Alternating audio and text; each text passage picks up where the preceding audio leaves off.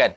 Manalah tahu kita berpuasa bulan Ramadan hari tu, adalah contohlah tertelan air waktu wuduk ke, ataupun waktu bulan puasa hari tu, waktu bulan Ramadan hari tu ada membawang sikit ke.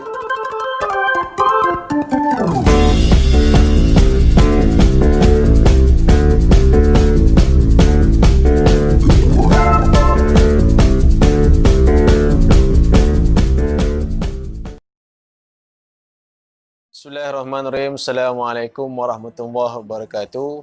Alhamdulillah. Rabbi syrah li sadri wa yassir li amri wa hlul 'uqdatam min lisani yafqahu qawli.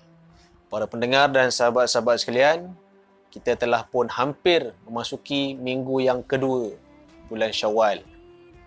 Jadi sebelum berakhirnya bulan Syawal tidak lama lagi, elok kita tanya diri masing-masing, apa khabar dengan puasa 6 bulan Syawal kita? Adakah sudah selesai ataupun masih belum selesai, ataupun masih belum difikirkan bila kita nak memulakan puasa 6 di bulan Syawal ini? Jadi mungkin ada yang bertanya, apakah kelebihan ataupun apakah ganjaran yang dijanjikan bagi mereka yang berpuasa 6 di bulan Syawal ni? Jadi saya nak kongsikan beberapa kelebihan puasa sunat 6 hari di bulan Syawal. Yang pertama sekali berkaitan dengan dia punya ganjaran yang telah pun dijanjikan.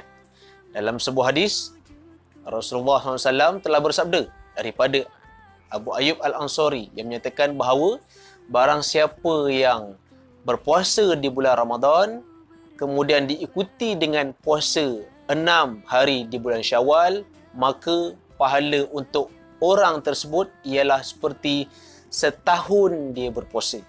Nampak tu? Puasa bulan Ramadan sebulan je, 30 hari. Campur pula dengan 6 hari di bulan Syawal, pahala puasanya seperti setahun. Banyak tak? Banyak kan?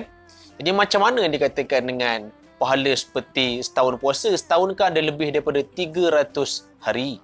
Jadi jom kita buat sedikit kira-kira ataupun matematik berkaitan dengan pahala setahun ni. Macam mana nak kira dia? Baik, dalam surah Al-An'am ayat 160, Allah menyatakan, barang siapa yang melakukan kebaikan, baginya 10 pahala.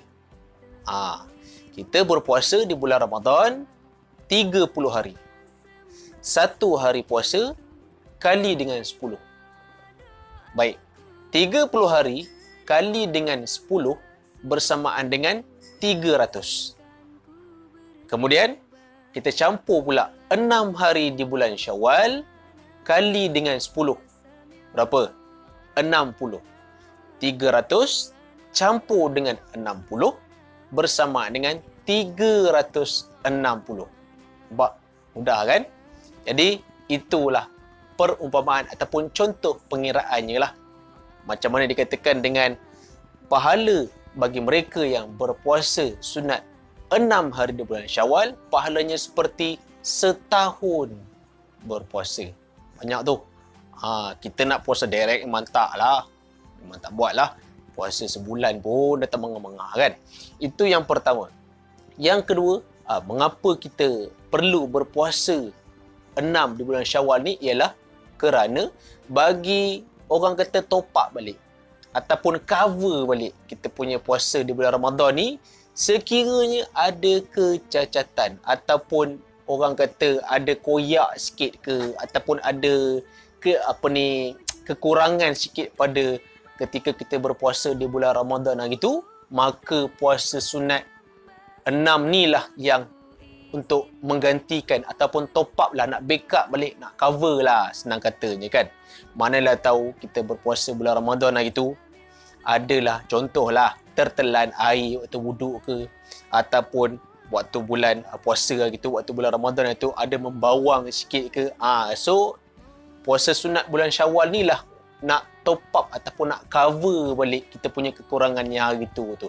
Macam solat, apa fungsinya solat sunat rawatib? Adalah untuk cover balik kekurangan solat fardu yang kita lakukan. Jadi itu yang kedua. Untuk apa? Untuk cover balik ataupun untuk top up balik kita punya kekurangan berpuasa di bulan Ramadan yang lalu. Kemudian yang ketiga apa?